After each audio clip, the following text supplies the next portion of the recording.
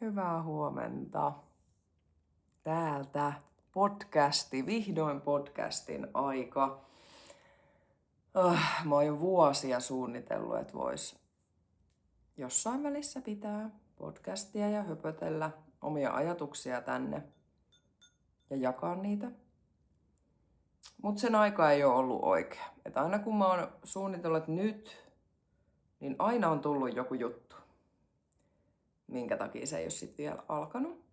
Ja nyt vihdoin, kun tää oikeasti tuntuu luonnolliselta puhua tänne, eikä se, että se on jostain muusta käsin, niin nyt mulla on semmoinen, että okei, nyt mä puhun oikeasti minuna.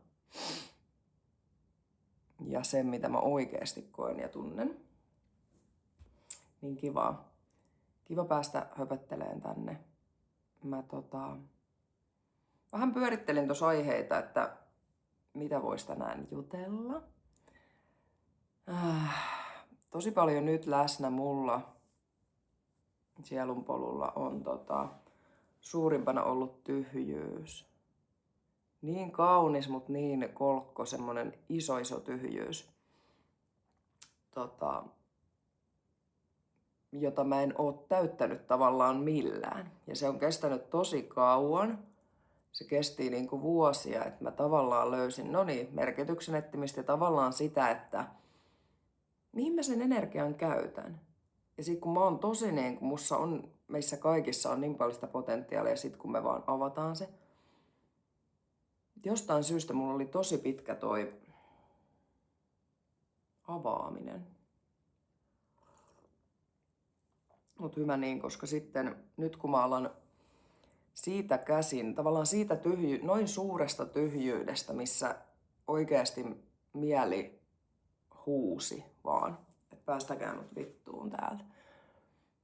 Niin se tyhjyys, että mä kohtasin sen ilman, että mä lähdin heti, että nyt pitää jotain tähän täyttää. Niin se, että mä en ole täyttänyt sitä, on just tehnyt tästä sen kauneuden, että se on niin syvä ja niin auki, että se, mitä ikinä mä tästä synnytän, tulee olemaan niin kaunista. Ja nyt se sattuu olemaan tää podcasti esimerkiksi. Niin, joo. Kyllä sitä monesti kyseenalaisti, että miksi näin? Miksi näin syvä? Miksi näin kivulias periaatteessa mielen? Mutta se oli just se sen taika. Ja just toikin mietitään vaikka ihan ihmisen synnytystä, että kuinka kivulias prosessi se on niin kuin fyysisesti.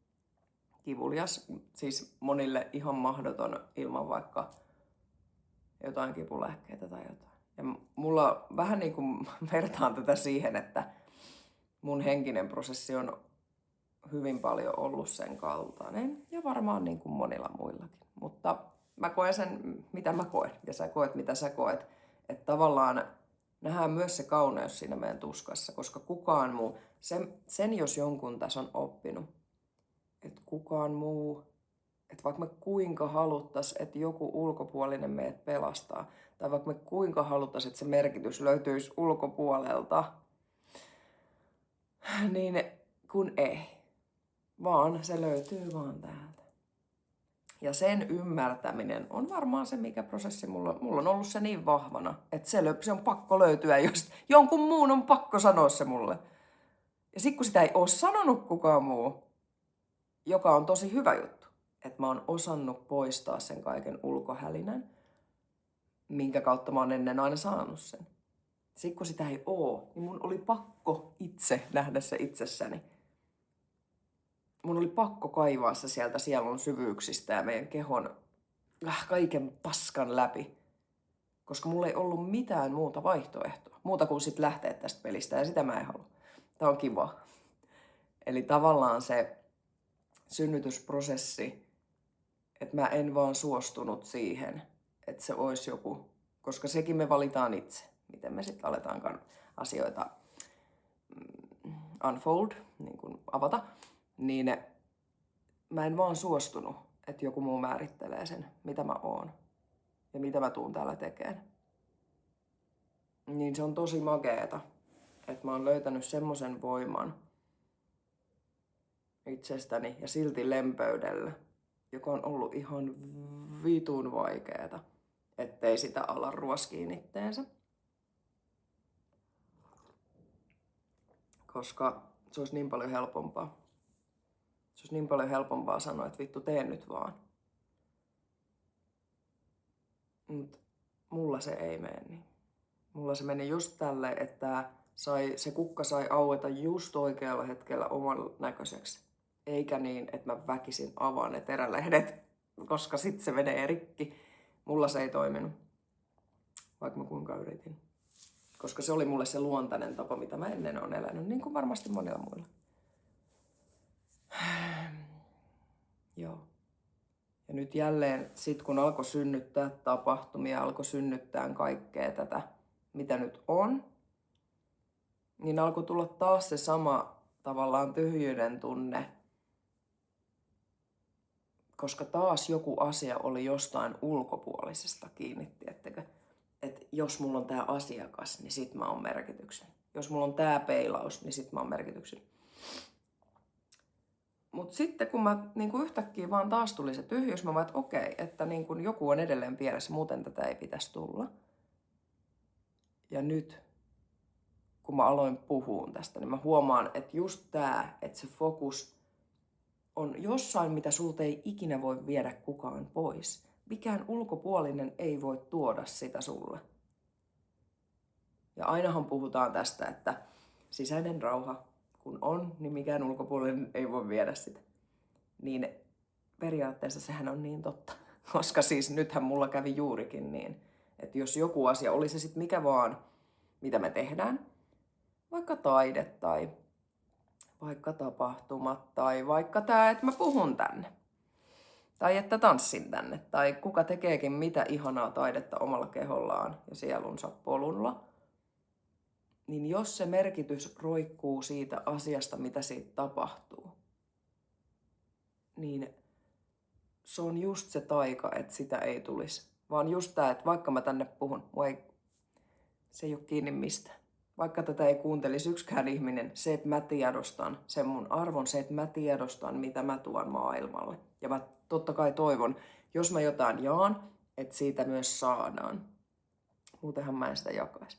Vaan nimenomaan tässäkin pointtina, että jos joku käy sellaista läpi, mitä mä oon käynyt, niin sen ei ehkä tarvitsisi käydä ihan niin syvästi ja niin kivuliaasti, vaan se voisi nähdä paljon aikaisemminkin jo sen arvonsa.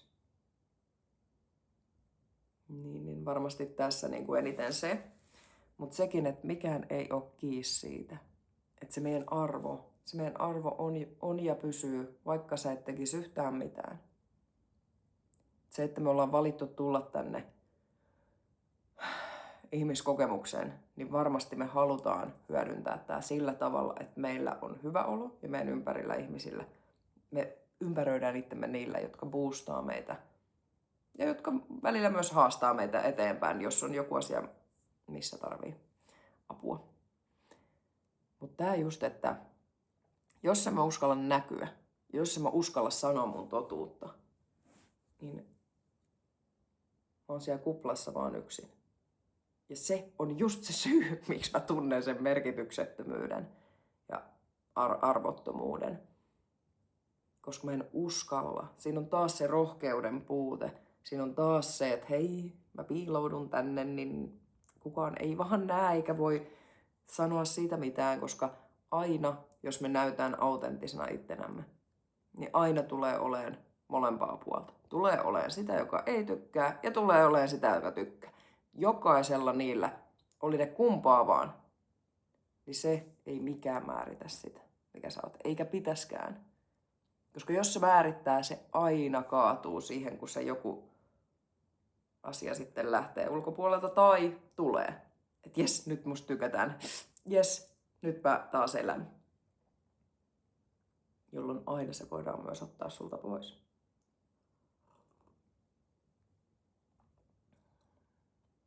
Niin joo, sitä kohden mä oon halunnut mennä koko ajan enemmän. Että se on mun käsissä. Kontrolloimaton silti. Että silti se tilanne ja kaikki voi elää. Ja mä oon silti haavoittuvaisena koko maailmalla. Mutta se, että lopun kaiken se mun arvo ei määrity mistään muusta kuin mun täältä.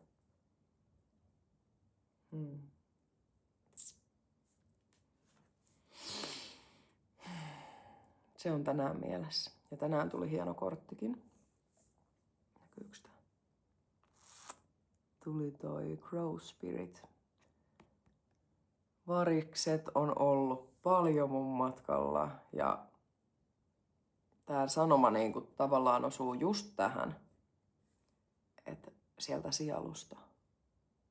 Koska jokaisessa meissä, koska me ollaan täällä ja se voima, mikä meissä on, se energia, se kaikki syvin olemus, niin mikään ei voi viedä sitä sulta, ellet sä itse anna sitä. Ole hyvä. Että se määrittyisi jostain ulkopuolelta. On ihanaa jakaa tätä elämää ihmisten kanssa. On ihanaa, kun asiat tulee niin kuin loistaa myös suhun päin. Mutta se, että se itse suurin loisto tulee täältä. Koska sä oot just niin voimakas ja just niin upea. Niin olkoon tää muistutuksena siihen. Myös siihen, että vaikka tunnistaisi, ja nimenomaan sekin, että jos tunnistaa oman arvonsa, niin miksi sitä piilottaisi? Että tähän mä nyt oon päätynyt tämän kaiken yksinolon jälkeen, ja sen jälkeen, kun se taas on kerta toisensa jälkeen pitänyt se merkitys käydä tiputtamassa pois siellä yksinolossa, niin miksi me piiloteltaisiin ikinä jotain, mitä me rakastetaan tosi paljon? Muuta kuin sen takia, että se tulisi pelosta ja sen suojelemisesta. Että hei, älä kato, tää on mun. Miksei jaettaa sitä, jotta siitä voi muutkin oivaltaa itsessään paljon.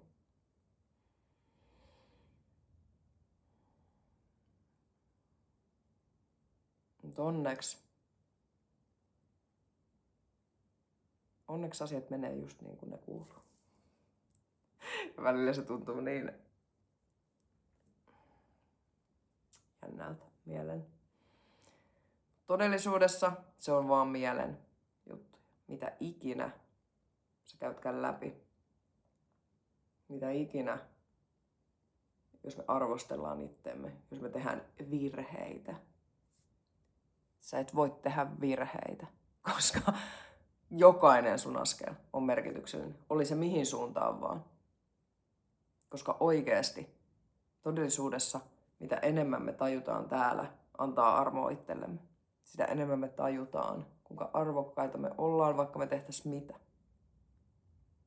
Ja sitä kautta me pystytään oikeasti myös hiilaamaan niitä kohtia, mitkä on ollut niitä, vaikka lapsuudesta tai mistä vaan, jotka on saanut sen niin sanotun syyllistämisen jostain asiasta. Niin sillä me saadaan se kaivettua auki ja sanottu, että hei, sä oot merkityksellinen, vaikka sä tekisit yhtään mitään. Tai vaikka sä et tekisi yhtään mitään. Niin. Koska mikään kestävä, mikään pysyvä asia tällä polulla ei synny niin, että mä pakottaisin sen. Joka kerta, kun alkaa jotain pakottaa ja se rupeaa menee siihen, että hei, tää pitää tapahtua. Tää pitää mennä just näin. Jos se ei mene, niin. Että miettii vaikka kissaa tai lasta tai ihan mitä vaan herkkää olentoa. Tai ylipäätänsä meitä ihmisiä, myös aikuisia. Niin pakottamalla ei tule mitään muuta kuin muureja. Ja sitä, että me pelästytään omaa itteemme.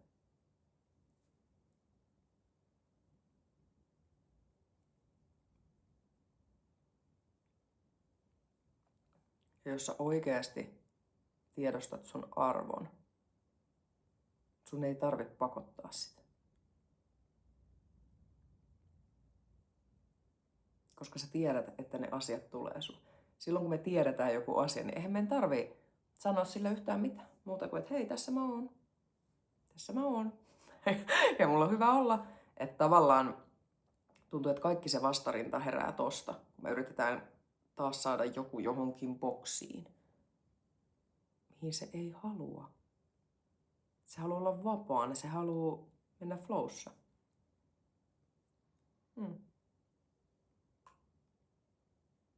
Toki onhan meitä monia, jotka myös pakottamalla on saanut vaikka mitä. Mutta toisaalta se kuuluu mennä niillä niin. Ehkä se flow-tila on erilainen eri tyypeillä, mutta mulla se on tätä.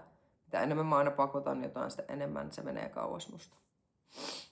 Oliko se mistä vaan asiasta. Niin on ollut ihana huomata, että mä joka kerta löydän, kun tuntuu, että se on aina se spiraali, elämän kulku, niin tuntuu, että mä joka kerta löydän jonkun leijerin, mikä aukeaa sille, että nyt tää on ihanempaa. Nyt tää on tällaista.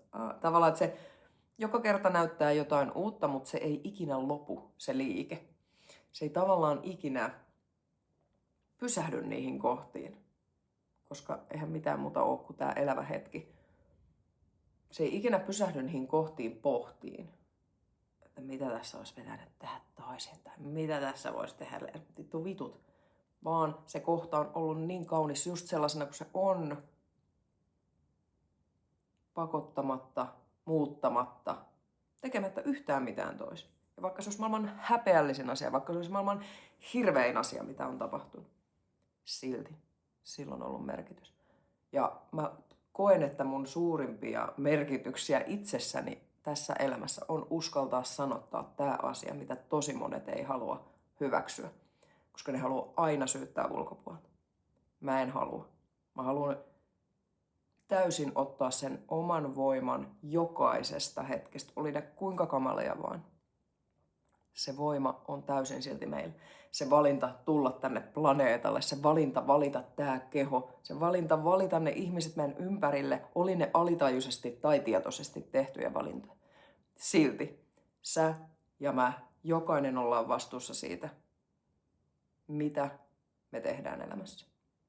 Me ei voida vaikuttaa ulkopuolisiin asioihin. Se on todettu moneen kertaan. Ja hyvä niin, koska ei meidän kuulukaan. Se ei kuulu meille. Sulle kuuluu sinä. Mulle kuuluu minä. Otetaan vastuu meidän omasta elämästä, meidän omasta kehosta, meidän omasta mielestä. Koska sä oot niin arvokas, että sä tiedät, mitä sä itsellesi teet. Ja mitä ikinä se sulle tarkoittaa. Mä toivon, että sä löydät sen just sun näköisesti. Ja mä toivon myös sen, että se ei ole keltään muulta pois. Koska se ei ole. Koska joka ikisellä on oikeus siihen omaan. Oli se mielipide tai oli se sielunpolku, joku vaihe tai mitä vaan. Oli se mitä vaan. Niin sä oot just niin arvokas, että sä voit tehdä just sun näköisesti. Ja nyt tulee muuten aivastus.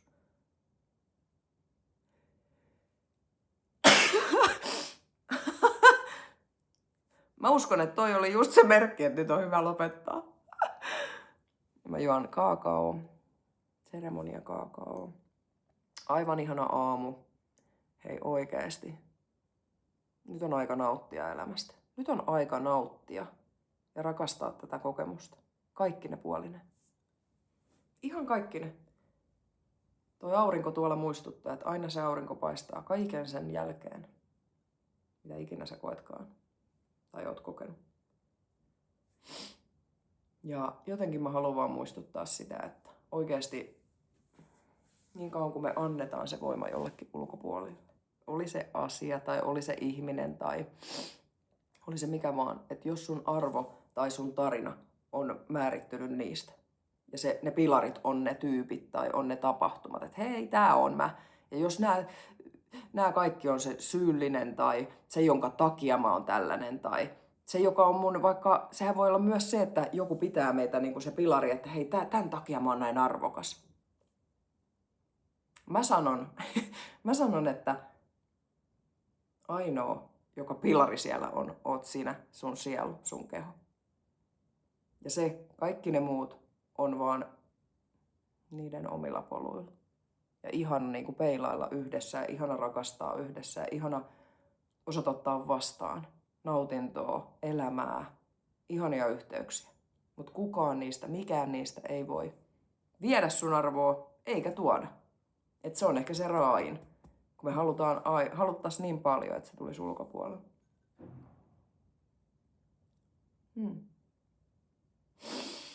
Joo, sellaista. Ensi kertaan. Aivan ihanaa viikonloppua just sulle. Harjoom tatsat.